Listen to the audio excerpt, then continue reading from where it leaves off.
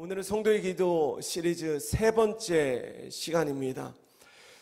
기도에 대한 좌절감을 극복해야 진짜 기도할 수 있습니다. 기도에 대한 좌절감을 극복해야 진짜 기도할 수 있습니다. 라는 제목으로 하나님 말씀 전하겠습니다. 기도는요, 우리의 영을 숨쉬게 합니다. 우리가 숨을 쉴 때에 그냥 의식하지 않아도요, 숨만 쉬면 산소는 그냥 내 폐 안으로 흘러 들어오는 것이죠. 그 산소가 우리의 육체에 이 생명력을 불어 넣어줘요. 마찬가지로 우리가 숨만 쉬면 산소가 우리의 폐 안에 들어오듯이 우리가 기도만 하면 하나님의 영이 우리의 몸 안에, 우리의 영 안으로 흘러 들어오게 되는 것입니다. 하나님의 영이 내 안에 활성화가 되고 내 안에 영적인 생명력이 공급되는 거예요. 어릴 적에 여름만 되면 자주 친구들과 이 동네 강가로 놀러 가서 항상 그렇게 헤엄을 치며 놀았던 기억이 있습니다. 그리고 또 이게 동네 목욕탕에 가서 이 냉탕에서 그렇게 친구들과 헤엄을 치며 놀았던 기억이 있어요. 근데 강가든 이 목욕탕이든 이 녀석들이 모이면 항상 하던 놀이 중에 하나가 뭐냐면 바로 물속에 들어가서 숨참기 놀이였습니다. 아마 형제들은 다 해보셨을 거예요. 그게 뭐라고 어떻게든 지지 않으려고 정말 목숨을 걸고 숨을 참았던 기억이 있습니다. 마찬가지로 우리가 기도하지 않는 것은요, 마치 우리의 영이 일부러 목숨을 걸고 숨을 참는 것과 같은 것입니다. 내 영이 언제 죽을지 모르는 그런 위험천만한 일이 바로 기도하지 않는 일이라는 거예요. 태중의 아기들은요, 엄마의 이 뱃속의 아기들은 폐로 호흡을 하지 않습니다. 필요한 산소를 이 탯줄을 통해 엄마로부터 공급받아요. 아기가 세상을 향해 나오는 과정에서 아기들은 좁은 엄마의 자궁을 빠져나오죠. 그때 그 아이의 폐 안에 있던 이 양수들이요, 한 번에 쫙 하고 배출이 됩니다. 그리고 그 폐가 갑자기 일순간에 공기로 딱 차면서 어떻게 돼요? 처음 하는 일이 뭡니까? 숨을 쉬기 전에 응애 하고 응애 한번 하고 난 다음 그때부터 숨을 쉬기 시작해요. 그래서 사람이 처음 태어나면 하는 일이 응애 우는 일이고 그 울음이 바로 사람의 첫 호흡이 된다는 것입니다. 그러므로 우리가 하나님 앞에 우는 것과 하나님 앞에 기도하는 것은 별개의 일이 아니에요. 우리가 하나님 앞에 우는 일, 기도하는 일, 그리고 영적으로 호흡하는 일이 하나님 보시기에는 다 같은 일이 되는 것입니다. 반드시 울어야 기도는 아니지만 정말 기도해 보면요, 그렇게 눈물이 납니다. 지난 금요일인가 기도하는데 저희 딸이 와서 아빠 이렇게 막 기도하는데 뭐가 이렇게 뚝뚝뚝뚝 떨어져갖고 보니까 제 눈물이었어요.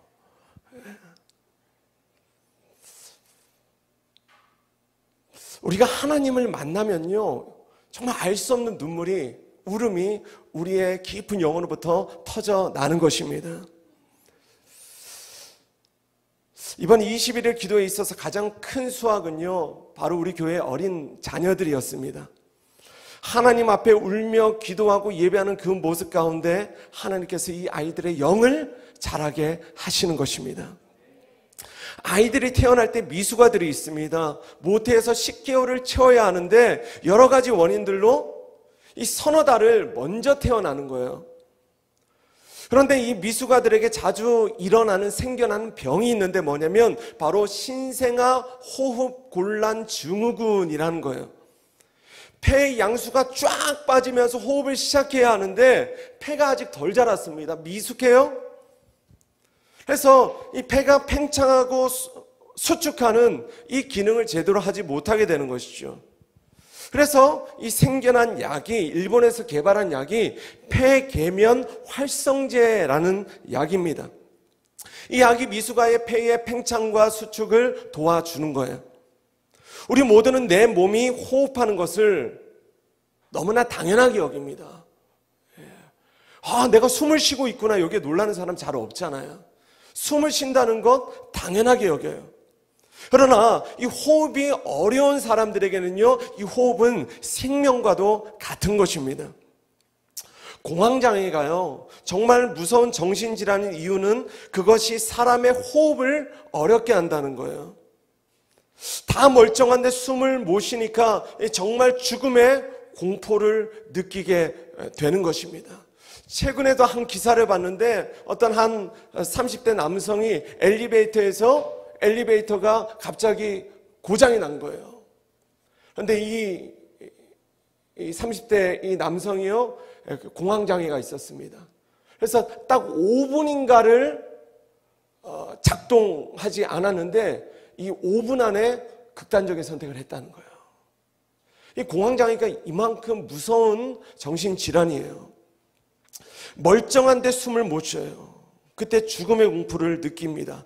오늘 인터넷으로 예배하는 분들 중에 혹시나 정말 그런 분들이 계시다면 오늘 그 죽음의 공포로부터, 두려움으로부터, 모든 공황장애와 우울증으로부터 자유케 되시길 주의 이름으로 축원합니다. 창세기 2장 7절 같이 읽겠습니다. 시작. 여호와 하나님이 땅의 흙으로 사람을 지으시고 생기를 그 코에 불어넣으시니 사람이 생명이 된지. 흙으로 지어진 사람의 몸은요, 사실 껍데기에 불과한 거예요. 정말 중요한 것은 생기입니다. 하나님께서 생기를 그 사람의 코에 불어넣으실 때에 비로소 사람은 생명, 진짜 살아있는 생명체가 되었다는 것입니다.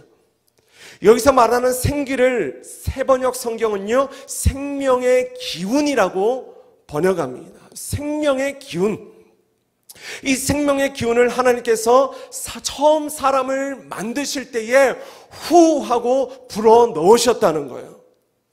그러므로 하나님을 믿는 사람들, 하나님의 영을 가진 사람들은요, 반드시 이 생명의 기운을 가져야 하는 것입니다. 기운을 내셔야 돼요. 할렐루야. 지난 한 주 너무 열심히 사셔서 기운이 없을 수 있습니다. 너무 낙담되고 실망되는 일이 많아서 기운이 없을 수 있어요.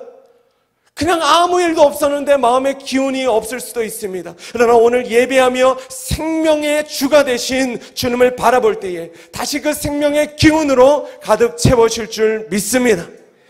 한번 옆에 분들에게 인사하십시다. 우리 기운 냅시다. 기운 냅시다. 무엇보다 저는 여러분 모두가 이 땅에서 생기를 가진 사람들로 살 수 있기를 주의 이름으로 축원합니다. 교회만 오면 생기가 넘치는 사람들이 있어요. 저 문을 열고 쫙 하고 들어오면 그 사람이 가진 생기가 온 교회 가운데 훅 하고 퍼지는 사람들이 있습니다. 마치 향수가 훅 하고 퍼지듯이 그 사람이 가진 생명의 기운이 퍼져버리는 사람들이 있다는 거예요. 저는 교회에 오면요, 제일 먼저 인사하는 사람들이 그렇게 사랑스럽습니다. 할렐루야. 어떤 예의를 넘어서요, 그냥 저 문을 열고 안녕하세요, 샬롬, 할렐루야, 이렇게 인사하는 사람들.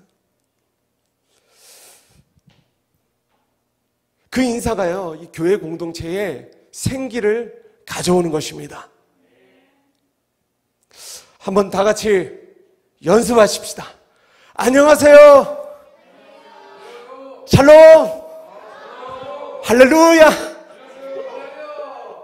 그래서 교회에 오면 기도하고 예배하고 말씀 듣고 또 이 평안을 나누는, 이 인사를 나누는 그 모든 과정 가운데 생기가 반응하고 생기로 가득 채워지는 거예요.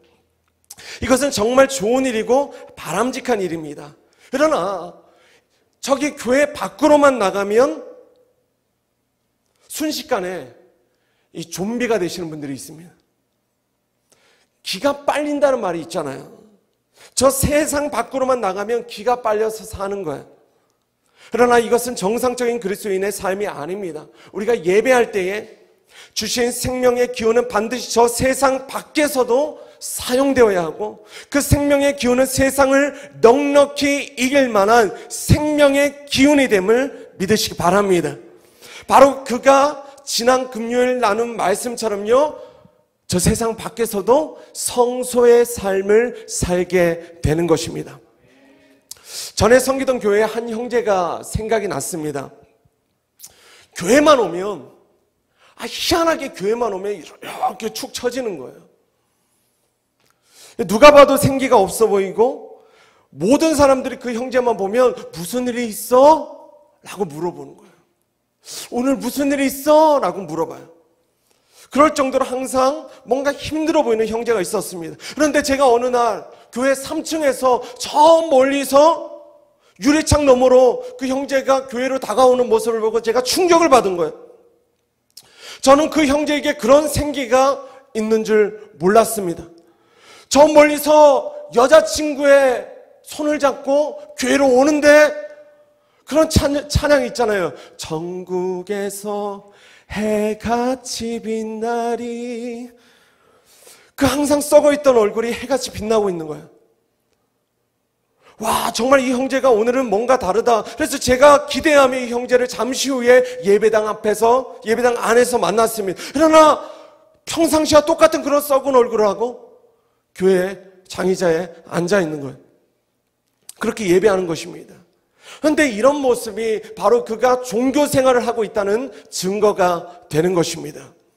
예배, 기도, 말씀 이런 것들이 여전히 내 안에 부담이 되고 율법적인 의무감이 되어지고 있다면 나는 지금 신앙생활이 아니라 종교생활을 하고 있다는 것을 우리는 서둘러 인정하고 하나님 앞에 돌이켜야 하는 것입니다.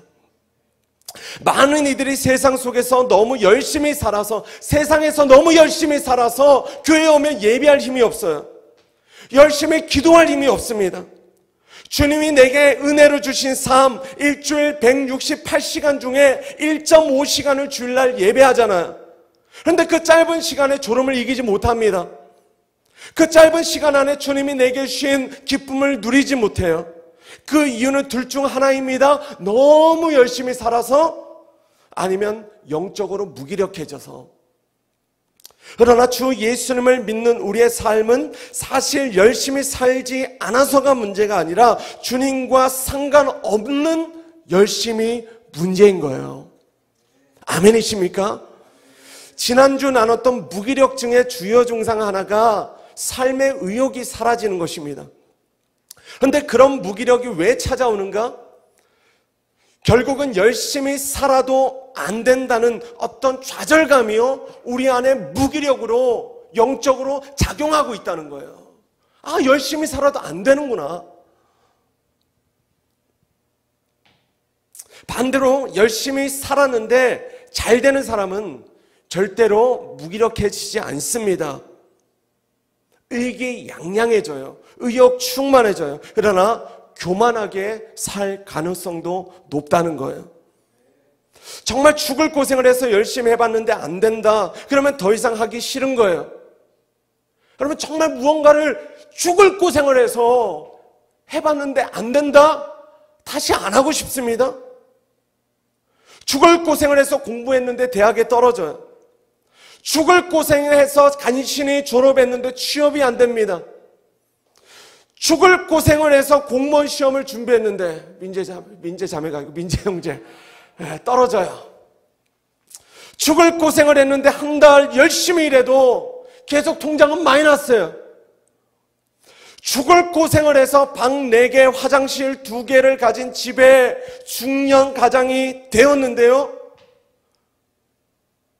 자녀들이 무시해요. 자녀들에게 이 가장이 사랑을 못 받습니다. 이 평신도들만의 이야기는 아니죠. 이 시대의 찬양 사역자들은 어떻습니까? 죽을 고생을 해서 수천만 원을 들여 음반을 만들었는데 아무도 안 들어줘요. 아무도 내 이름 석자를 몰라줘요. 목회자는 어떻습니까? 죽을 고생을 다해 교회를 개척했는데 교회는 파리만 날리는 거예요. 그래서 그런 세상 앞에서의 무기력함, 그리고 나의 한계 앞에서의 무기력함을 이제는 하나님 앞에서의 무력함으로 바꾸어내야 한다. 그리고 나의 무력함을 주님 앞에 온전히 인정하고 기도할 때에 비로소 우리는 하나님 나라의 유력한 자로 살 수 있다는 것입니다. 정말 이제는 여러분의 평생을 하나님 앞에 무력한 자로 기도하며 그 무력한 자의 기도에 응답하시는 하나님을 경험할 수 있기를 주의 이름으로 축원합니다. 그런데 문제는 우리의 마음 안에 이 세상 안에서 느끼는 어떤 좌절감도 있지만 동시에 하나님 앞에서 느끼는 어떤 좌절감도 있다는 거예요. 그래서 오늘은 기도에 대한 좌절감을 우리가 어떻게 극복할 것인가에 대한 말씀을 좀 살펴보고자 합니다. 자, 오늘 본문의 7절은요, 우리 모두가 한 번씩은 반드시 읽어보고 들어보고 누군가는 암송하고 있는 구절입니다. 같이 한번 읽겠습니다. 시작!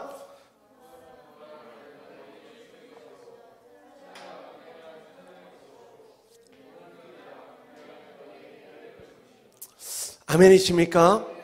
그러므로 기도에 대한 좌절감은 무엇인가? 쉽게 말하면 이런 거예요. 구했는데 안 주시는 겁니다. 찾았는데 찾아내지 못한 거예요. 두드렸는데 열리지 않는 거예요. 이게 훅 옵니까? 저는 이게 훅 왔습니다. 다른 분들의 이야기가 아니라 제 이야기예요. 정말 구한 것 같은데 주시지 않을 때에, 정말 찾은 것 같은데 찾지 못할 때에, 정말 두드렸는데 열리지 않을 때에 우리 모두는 어떤 영적인 좌절감, 기도에 대한 좌절감을 겪게 된다는 것입니다. 야고보서 4장 2절은요, 우리가 얻지 못함은 구하지 않았기 때문이다 라고 말씀해요. 그러나 구한 것 같은데 얻지 못할 때에 우리는 기도에 대한 좌절감을 가지게 되고, 이 좌절감이 계속해서 반복이 되면요, 영적 무기력증이 되어지는 것입니다. 그런데 실제로 이 시대 많은 그리스도인들이 이런 영적 무기력증에 빠져 있습니다.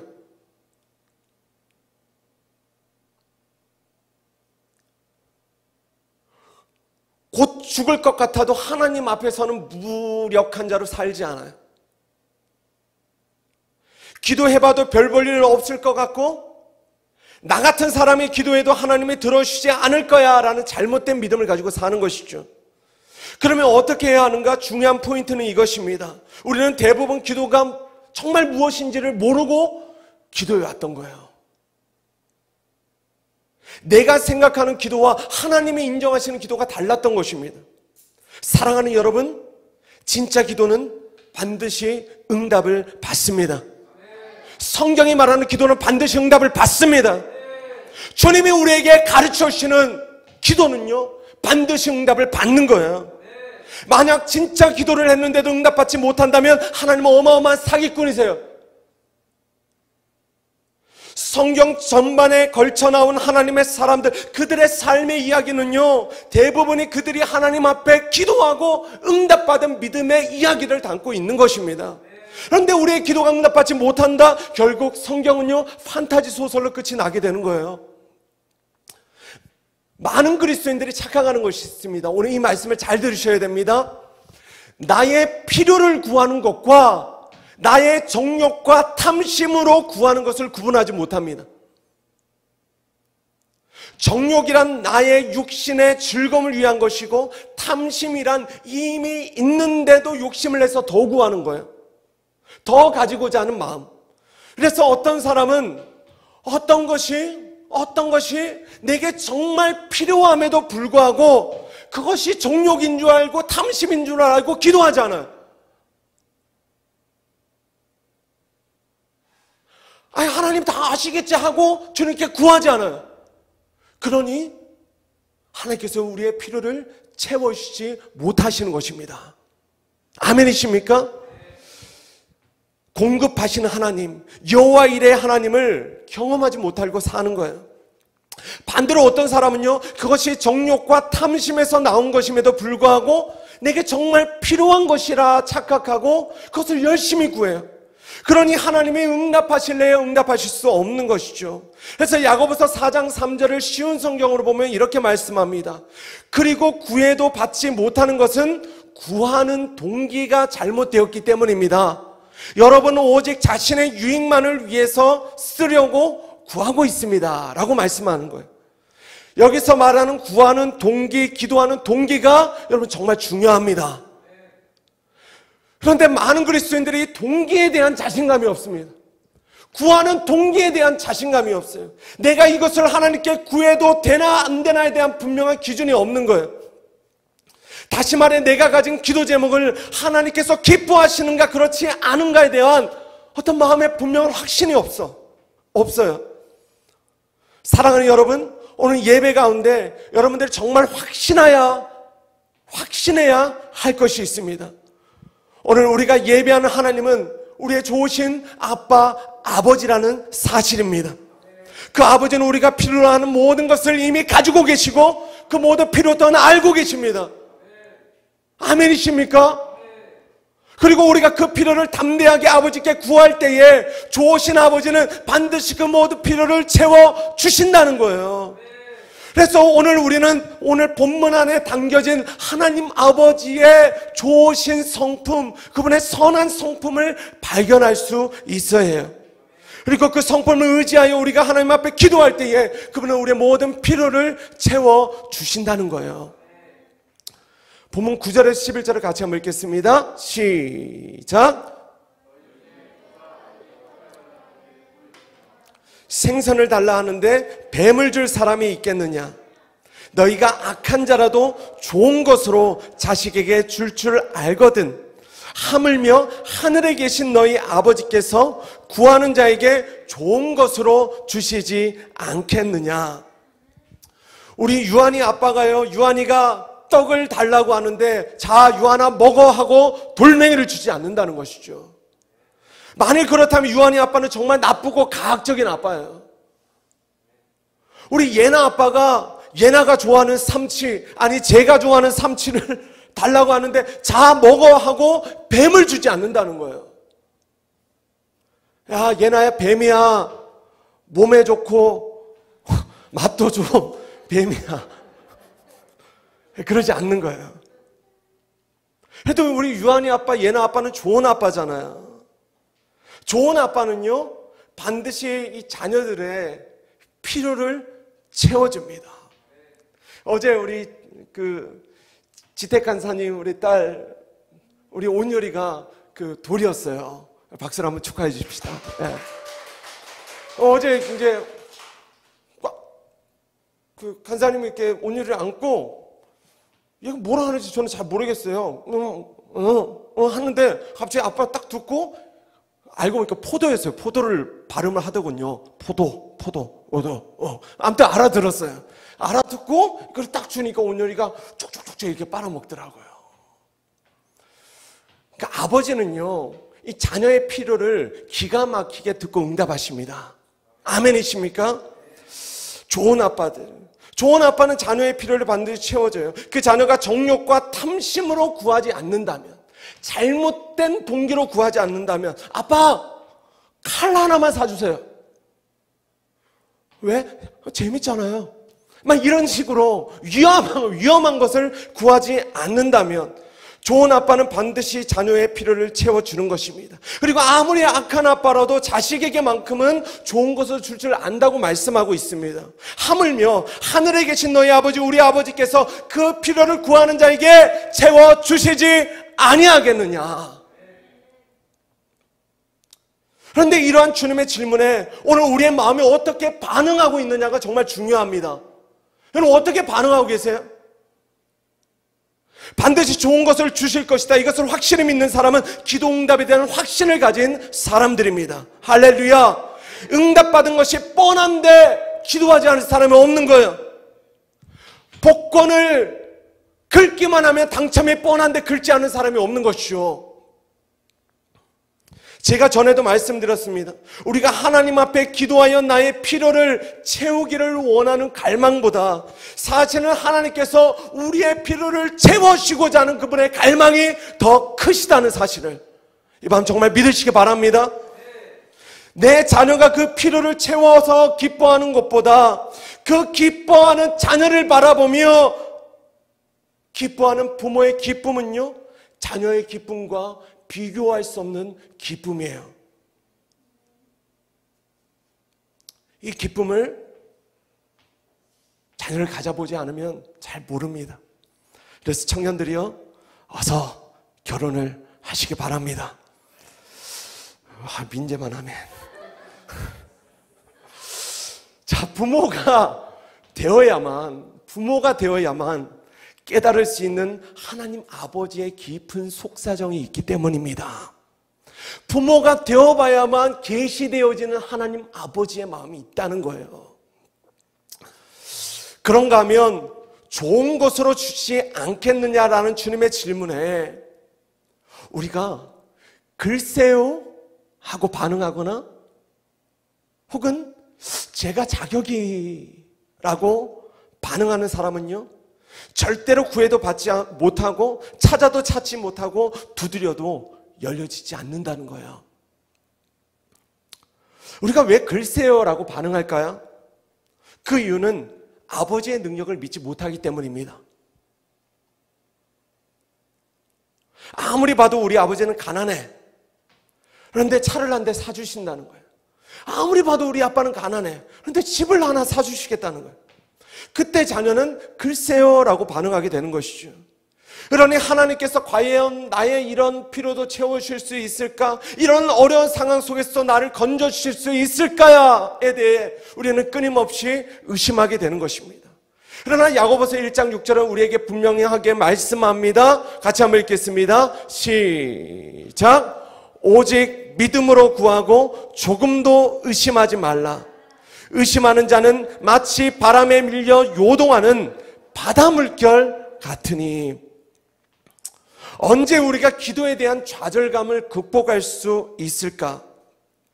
오직 믿음으로 기도하고 조금도 의심하지 않고 기도할 때에 우리는 기도에 대한 좌절감을 넘어서 기도에 대한 기대감과 만족감으로 나아가게 된다는 것입니다. 오직 믿음으로 구해라. 우리가 무엇을 기도해야 돼요? 우리가 무엇을 믿고 기도해야 돼요? 우리 아버지는 내가 필요로 하는 모든 것을 가지고 계신다. 아멘이십니까? 그분은 만물의 창조주가 되시고 주인이 되신다. 온 세상이 주님의 손 안에 있다. 그분이 내 아버지시다. 이 사실을 조금도 의심하지 않고 믿을 때에 우리는 더 이상 좌절되는 기도를 하지 않을 수 있게 된다는 것입니다. 또 많은 이들이 좋은 것으로 주시지 않겠느냐 라는 주님의 질문에 제가 자격이 있을까요? 제가 자격이 라고 반응해요. 이게 뭡니까? 기도를 들으시는 하나님, 그리고 그 기도를 내 안에서 중보하시며 하나님께로 캐리해 주시는, 전달해 주시는 예수님과의 관계가 별로라는 거예요. 우리가 부탁은 누구에게 합니까? 친한 사람에게 해요. 지택한 사람 이것 좀 들어오시겠어요? 이것 좀 도와주시겠어요? 아무에게나 부탁을 하지 않습니다. 관계가 친한 사람에게 부탁을 하는 거예요. 그런 관계가 없다? 부탁할 수 없는 것이죠. 마찬가지입니다. 기도 응답은요, 기도 많이 하는 목사님, 선교사님, 권사님들이나 받는 것이고 나 같은 초짜는 받지 못할 것이라고 생각하는 거예요. 왜요? 나랑 하나님과 관계가 별로인 것 같으니까. 그런데 제가 팁을 하나 드릴게요. 통계적으로 누가 제일 기도 응답을 많이 받는가? 초신자들이에요. 할렐루야. 야, 초신자 때는요, 그냥 구하는 것마다 막 들어오십니다. 왜요? 아직 어리니까. 그래서 누구도 하나님 앞에 어린아이와 같은 시기가 있고 그 시기는 절대로 부끄러운 것이 아닙니다. 아버지께 좀 응석 부릴 수 있고 때를 쓸 수도 있고 그래요. 그런데 교회를 5년, 10년 다니고도 여전히 하나님 앞에서 떼를 쓰고 응석을 부리고 고집을 부리고 있다면 그 일이 아버지의 마음에 그 일만큼 답답한 일이 없는 거예요. 아이고, 이 녀석 언제 자라나? 언제 크나? 자녀의 몸은 성숙해지는데 그 마음은 성숙해지지 않는 거예요. 왜요? 아버지의 마음을 모르는 것이죠. 아버지의 마음을 모르는 사람. 여러분, 기도의 핵심은요, 하나님 아버지의 마음을 아는 것입니다. 아멘 하시기 바랍니다. 이게 기도의 핵심이에요. 어떤 기도? 응답받는 기도. 제가 지난주에 이 집에 대한 간증을 했잖아요. 며칠 전 이 집주인이 갑자기 집을 빼달라고 연락한 거예요. 갑자기 집을 찾아야 되는 상황이 되었습니다. 그러다가 이 괜찮은 전셋집이 나왔다는 지인의 연락을 받았어요. 제가 잘 몰라서 몇몇 분들에게 이렇게 알아보니까 그 집 괜찮다고 계약하라고 그러더라고요. 근데 제가 바로 그 전날에 이 조급한 마음에 대한 메시지를 나눴습니다. 그리고 그날 제가 도전했잖아요. 우리 21일 기도회 동안은 아무것도 결정하지 말고 기도만 합시다. 그리고 바로 그 다음날 이 일이 일어난 거예요. 사실 저는 괜찮은데 저희 가족들을 생각하며 고민을 많이 했습니다. 이걸 포기하고 더 좋은 집을 구하지 못하면 어떡하나. 결국 그래도 주님 은혜 주셔서 제가 순종하기로 결정하고,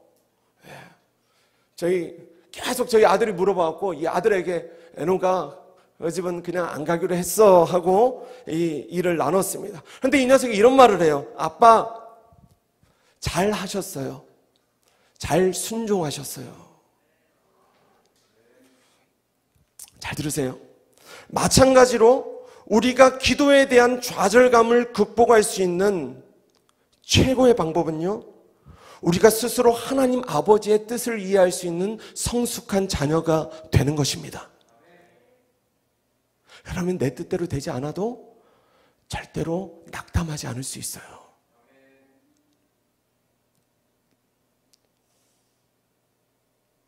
굉장히 쿨한 척 하잖아요, 우리는. 뭐 안 될 수도 있죠. 근데 쿨한가? 쿨하지 못한가? 이거 어떻게 압니까? 안 되면 말죠. 그리고 다시 기도하지 않는 사람. 이 사람 진짜 속 좁은 사람이 하나님 앞에. 아직 어린 자야. 내 뜻대로 안 됐어도 기도를 포기하지 않는 사람. 그가 하나님 앞에 성숙한 자녀가 되는 것입니다. 그때 우리는 내 뜻과 다른 아버지의 응답과 결정 앞에서 좌절하지 않아요. 오히려 감사하고 기뻐하게 되는 것입니다. 가장 좋은 것을 주시는 아버지의 성품을 의심하지 않아요. 오히려 더 깊은 신뢰와 확신 가운데 나아가는 것입니다. 말씀을 준비하며 제 마음 가운데 이런 확신을 주셨습니다. 하나님께서 내게 가장 필요한 집을 예배해 주시겠구나. 내가 가진 기대와 달라도 내 아버지의 결정은요, 항상 베스트임을 확신하는 것입니다. 하나님께서는요, 우리의 몸으로, 우리의 지각으로 느끼는 필요보다 더 정확하게 우리의 필요를 알고 계세요. 나는 정말 이게 필요한 것 같았는데 하나님께 알기는 너에게 필요한 것은 이게 아니라 이거라고 말씀하실 때에 우리가 이것을 어떻게 합니까? 기도할 때만 알 수 있게 되는 것입니다. 그래서요, 제가 신앙생활을 하면 그렇게도 성도들이 많이 삐집니다. 누구에게 삐져요? 하나님께 삐지고, 두 번째는 누구에게 삐져요? 목사에게 삐집니다. 기가 막혀요. 그래서 누가 제일 억울하다? 목사가 억울하다. 근데 우리가 하나님 앞에 어떻게 실족하지 않고 실망하지 않을 수 있냐는 거예요. 하나님 아버지의 성품을 끝까지 신뢰하는 자녀. 그 성숙한 자녀는 절대로 시험 들지 않습니다. 아멘이십니까? 무엇보다 우리 하나님 아버지는요, 우리를 그분의 생명같이 사랑하십니다. 제가 좋아하는 말씀이요. 이사야 49장 15절 16절 같이 읽겠습니다. 시작. 자기 태에서 난 아들을 긍휼히 여기지 않겠느냐. 그들은 혹시 있을지라도 나는 너를 잊지 아니할 것이라. 내가 너를 내 손바닥에 새겼고 너의 성벽이 항상 내 앞에 있나니. 할렐루야. 자, 하나님의 자녀된 우리의 삶은요, 하나님의 손바닥 안에 새겨져 있다는 것입니다. 여러분, 이 사실을 정말 믿으시기 바랍니다. 우리의 삶의 모든 필요를 속속들이 주님 다 감찰하고 계신 거예요. 할렐루야. 절대로 잊지 않고 매일같이 우리를 바라보세요. 혹시나 우리는 아버지를 잊고 살지라도 그분은 여전히 그분의 자녀들의 필요를 날마다 넉넉히 채워주신다는 것입니다. 언제? 우리가 주님 앞에 기도할 때에. 제가 참 좋아하는 오래된 복음성가 중에 이런 찬양이 있습니다. 날마다 숨 쉬는 순간마다 내 앞에 어려운 일 보내. 주님 앞에, 주님 앞에 이 몸을 맡길 때 힘주시 내 위로함 주네. 주님의 그 자비로운, 주님의 그 자비로운 손길 항상 좋은 것 주시도다. 사랑스레 아픔과 기쁨 수고와 평화와 안식을. 할렐루야. 하나님 항상 좋은 것을 주시는 분이세요. 참, 이 찬양을 부르면서 제가 갑자기 제 마음 가운데 회개하는 마음이 터졌습니다. 참, 집을 알아보는데 뭐 평수가 이 정도는 돼야지 이렇게 보는데 이렇게 넓게 살다가 보니까 다시 좁은 집으로 가기가 쉽지가 않더군요. 근데 제가 이 찬양을 하면서 제가 저희 가족이, 에녹이와 저희 가족이 처음, 저희 가족만 결혼하고 처음 살았던 집이 딱 17평 되는 거실, 주방 이렇게 조그만하게 있고 작은 방 2개 있는 그런 집에 우리 가족만 처음 살았어요. 결혼 그때가 몇 년 차죠, 여보? 한 7년 차, 8년 차 돼서. 근데 그 집에 들어갔는데 얼마나 기쁜지. 에녹이랑 그 집 문을 열고 막 춤을 췄어요. 드디어 우리끼리 살 수 있는 첫 집을 쉬었다. 하나님은요, 우리의 삶 가운데 그 시기에 가장 적절한 최고의 것을 주시는 좋으신 분이심을 정말 믿으시기 바랍니다. 문제는 우리 안에 있어요. 우리 안에 탐심과 욕심, 정욕, 이것을 우리가 분별해내는 것입니다. 여러분 정말 하나님 앞에 필요를 구하시기 바랍니다. 주님 넉넉하게 채우실 거예요. 중요한 것은 우리에게 좋은 것을 주시고자 우리에게 모든 것을 이미 준비하고 계시는 주님과 우리가 가까이 지내는 것입니다. 우리가 날마다 주님과 더불어 먹고 더불어 사는 거예요. 혹시나 오늘 그 아버지와의 관계가 다시 소원해지고 또 멀어지신 분들이 계십니까? 죄에 대한 정죄감으로 멀어지고 실망해서 멀어지고 바빠서 멀어지고 다양한 일들로 멀어지게 하는 것, 이거 누가 합니까? 원수가 하는 것입니다. 더불어 우리가 기도한다고 해도 응답받지 못하고 좌절하게 하는 일도 마귀가 하는 거예요. 이때 많은 그리스도인들이 기도에 대한 좌절감을 극복하지 못하고 삽니다. 기도에 대한 좌절감, 이 좌절감이 있기 때문에 기도하지 못해요. 그러니 기도는 형식적으로 하지만 막상 그 기도는 절대로 응답을 받을 수 없는 기도가 되는 것입니다. 그러니 그 좌절감은 계속 깊어져요. 기도하긴 하는데 응답이 안 되니까. 오늘 그 악순환의 고리를 끊어버릴 수 있기를 주의 이름으로 축원합니다. 아버지를 향한 신뢰와 확신으로 다 끊어버릴 수 있기를 주님의 이름으로 축복합니다. 말씀을 정리합니다. 사실 오늘 본문 마지막 12절 말씀이 굉장히 중요한데 막상 읽어보면요, 좀 문맥이 안 맞는 것 같아요. 갑자기 생뚱맞은 말씀 같이 느껴집니다. 자, 같이 한번 읽으실까요? 시작. 그러므로 무엇이든지 남에게 대접을 받고자 하는 대로 너희도 남을 대접하라. 이것이 율법이요 선지자니라. 자, 중요한 말씀이니까 다시 한번 읽을게요. 시작. 그러므로 무엇이든지 남에게 대접을 받고자 하는 대로 너희도 남을 대접하라. 이것이 율법이요 선지자니라. 제가 지난주에 반주해 주셔도 됩니다. 우리 장미자매 우리 신방을 제가 갔잖아요. 저는 솔직히 제가 믿음이 없어갖고 이렇게 뭐 피자 시켜주겠지, 뭐 통닭 시켜주겠지 그러고 이제 갔는데 카톡이 왔어요. 목사님 어울리지 않게 밥상을 차려놨습니다.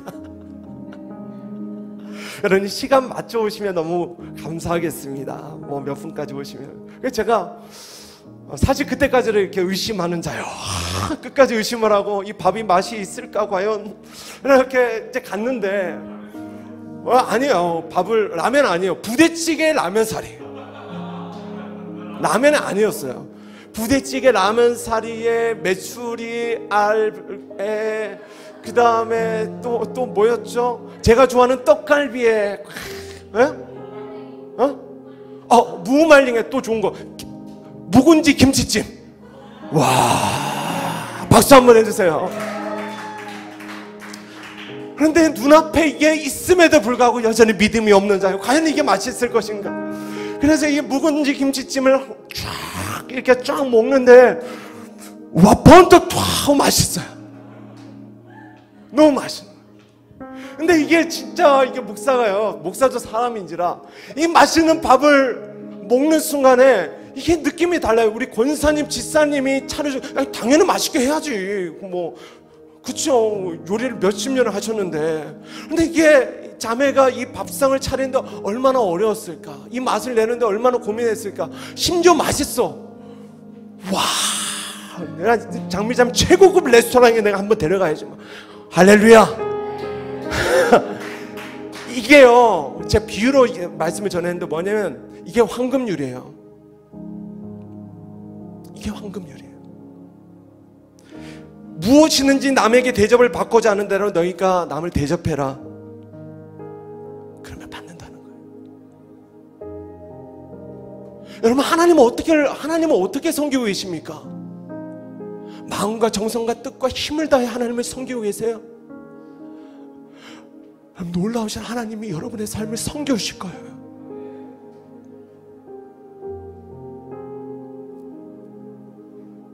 이 말씀이 놀랍지 않으십니까? 하나님이 그렇게 하지 않으셔도 돼요. 왜? 이미 생명을 주셨으니까. 할렐루야. 그런데 그럼에도 불구하고 이 말씀을 통해 약속하신 거예요. 이 구절은 기독교의 황금률이라고도 합니다. 쉽게 말하면 받고자 하면 주라는 거예요. 다시 말해서 주는 사람이요 결국 받게 된다는 거예요. 그러므로 기도의 삶은 반드시 이웃사랑의 삶으로 실천되어져야 하는 것입니다. 나의 필요가 탐심이 되지 않게 하려면 우리는 끊임없이 이 싸움을 싸워내야 돼요. 하나님은 좋은 분이시기 때문에 우리가 필요를 구하면요 주님은 반드시 응답하세요. 채워주십니다. 그런데 어떻게 약속하셨냐면 그냥 채우시는 게 아니라 차고 흔들어 넘치도록 채우신다는 거예요. 할렐루야. 그래서 우리가 막상 기도해보면 내가 구했던 것보다 주님은 더 주세요. 더 주세요. 그때 우리는 어떻게 합니까? 와, 재수, 와, 막 닫아, 꾹꾹, 꾹꾹. 이건 안 필요했는데 이것도 사고, 이것도 사고, 이것도 사고, 이것도 사고. 대박. 하나님 좋으신 분, 할렐루야. 자, 이러면 된다, 안 된다? 필요만큼만 채우는 거예요. 이게 황금률이에요. 그럼 어떻게 합니까? 필요 넘는 거는 흘려보내는 것입니다. 여러분, 이 삶을 훈련하시기 바랍니다. 저는 이 삶을 훈련해 왔어요. 목사가 뭐 얼마나 여유 있겠습니까? 그런데요, 하나님 제 삶 가운데 이것을 훈련하게 하셨어요. 그냥 필요한 만큼만 넘치는 대로 흘려보내는 거예요. 예, 뭐 단점은 있습니다. 저축을 못해요. 죄송합니다, 여보. 근데 저는 이 삶이 행복해요.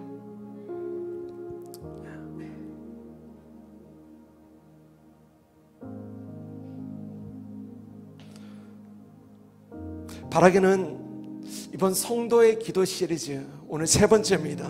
이 시리즈를 통해 놀라운 기도의 능력, 응답받는 비밀, 그리고 나와 우리의 필요를, 나와 온 공동체의 필요를 넉넉히 채우시는 이 하나님의 성품을, 좋으신 성품을 다 경험하는 성도님들이 되시길 축복합니다. 무엇보다 이제는 지긋지긋한 이 기도에 대한 좌절감,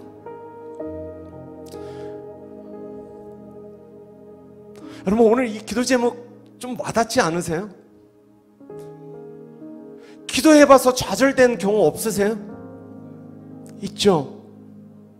이게 없는 사람은 기도를 안 해본 사람들이에요. 우리 집사님 그죠? 기도해보면 좌절감이 있죠. 이 정도면 들어오실 만도 한데, 그런데 오늘 그 모든 선한 마음들을 다 떨쳐버리시기 바랍니다. 우리 하나님 좋으신 분이세요. 여러분의 삶 가운데 정말 기도가 무엇인지 여러분들이 배우고 실천하기 시작할 때에 하나님께서 여러분의 삶 가운데 놀라운 기도의 응답을 주실 줄로 믿습니다. 우리 같이 한번 찬양하고 우리 기도하시겠습니다.